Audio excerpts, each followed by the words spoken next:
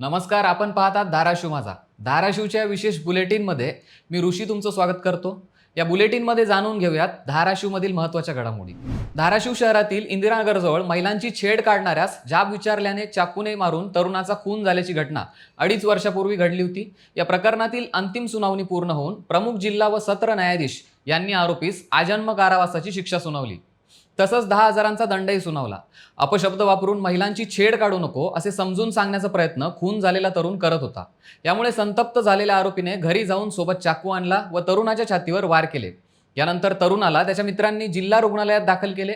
मात्र उपचार सुरू असताना 6 एप्रिल रोजी त्याचा मृत्यू झाला. मृत्यूपूर्वी दिलेल्या जबाबानुसार धाराशिव शहर पोलिसांनी आरोपी प्रेम कुमारवर खुनाचा गुन्हा दाखल केला होता. तत्कालीन सहाय्यक पोलीस निरीक्षक सुर्वे यांनी साक्षी पुराव्यांसह दोषारोपपत्र दाखल केले. सरकारी पक्षाकडून सर्व पुरावे वैद्यकीय पुराव्यांसह सादर केले.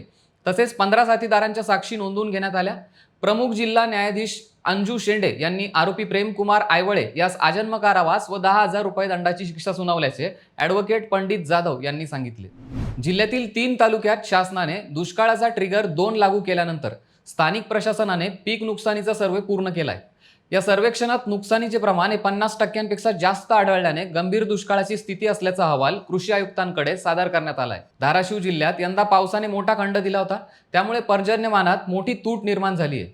जिल्ह्याच्या सरासरीच्या सुमारे 29% पाऊस कमी झाल्याने दुष्काळ दिसून येतोय. पहिल्या टप्प्यात निर्माण झालेल्या स्थितीचा आढावा घेतल्यानंतर 7 तालुक्यांमध्ये ट्रिगर 1 लागू केला होता. यानंतर दुसऱ्या टप्प्यातील स्थितीचा अंदाज घेतल्यानंतर धाराशिव, वाशी व लोहारा तालुक्यात ट्रिगर 2 लागू करण्यात आला होता. शासनाच्या आदेशानुसार जिल्हाधिकाऱ्यांच्या नेतृत्वात या तिन्ही तालुक्यातील 10% गावात क्षेत्रीय सर्वे करण्यात आला. या सर्वेचा अहवाल शुक्रवारी कृषी आयुक्तांना पाठवण्यात आला असून निकषानुसार 50%पेक्षा जास्त पीक नुकसान दिसून येत असल्याने गंभीर दुष्काळाची परिस्थिती असल्याचे अहवालातून कळवण्यात आले.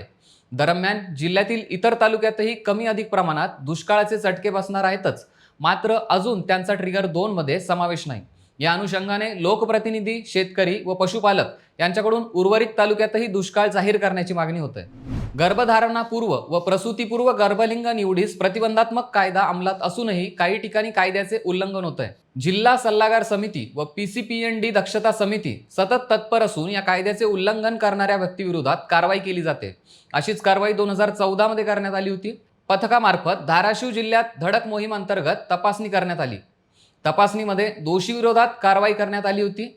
त्यामध्ये धाराशिव येथील एका डॉक्टरांनी PCPNDT कायद्याअंतर्गत उल्लंघन केल्याचं दिसून आलं. त्या अनुषंगाने जिल्ह्यातील तात्कालिक जिल्हा शल्य चिकित्सक यांनी दिलेल्या अधिकारपत्रानुसार प्रकरण दाखल करण्यात आले होते. या प्रकरणातील आरोपी डॉक्टरला मुख्य न्याय दंडाधिकारी यांनी 1 वर्ष कारावास व 10,000 रुपये दंडाची शिक्षा सुनावली आहे. धाराशिव जिल्ह्याचे लिंग गुणोत्तर प्रमाण संतुलित ठेवणे गरजेचं आहे. यामुळे अवैधरित्या गर्भलिंग निदान करणाऱ्यांची माहिती देणाऱ्या व्यक्तीस राज्य शासनाकडून खबरी योजनेअंतर्गत 1 लाख रुपये देण्यात येतात. माहिती देणाऱ्याचे नाव हे गोपनीय ठेवण्यात येते. ही माहिती कळवण्यासाठी हेल्पलाईन क्रमांकावर संपर्क साधावा किंवा नजीकच्या ग्रामीण उपजिल्हा व धाराशिवच्या जिल्हा शल्य चिकित्सक कार्यालय येथे संपर्क साधावा असे आवाहन शल्य चिकित्सक यांनी केले आहे. जिल्हा परिषदेच्या पशुसंवर्धन विभागाकडून 2023-24 या आर्थिक वर्षात चारा टंचाईच्या अनुषंगाने वैरण बियाणे वाटप वैयक्तिक लाभाच्या योजनेसाठी दिनांक 25 ऑक्टोबर ते 3 नोव्हेंबर या कालावधीत अर्जाची मागणी करण्यात आली आहे. दुभत्या जनावरांना खाद्य उपलब्धतेसाठी सुधारणा कार्यक्रम, वैरण बियाणे वाटप करणे यासंबंधी दिनांक 4 नोव्हेंबर नंतर कुठल्याही परिस्थितीमध्ये अर्ज स्वीकारले जाणार नाहीत.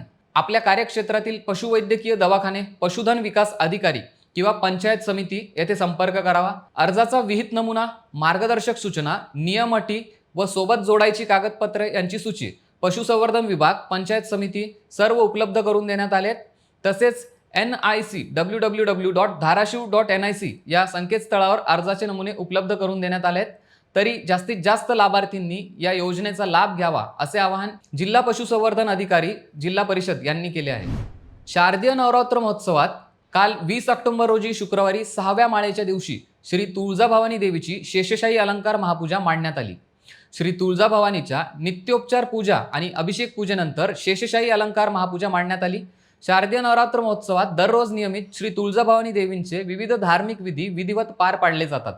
यात आज 21 ऑक्टोबर रोजी भवानी तलवार अलंकार महापूजा आणि 22 ऑक्टोबर रोजी महिषासूर मर्दिनी अलंकार महापूजा होणार आहे. या दरम्यान काल दिनांक 20 रोजी रात्री देवीची सिंह या वाहनावरून छबिना मिरवणूक काढण्यात आली.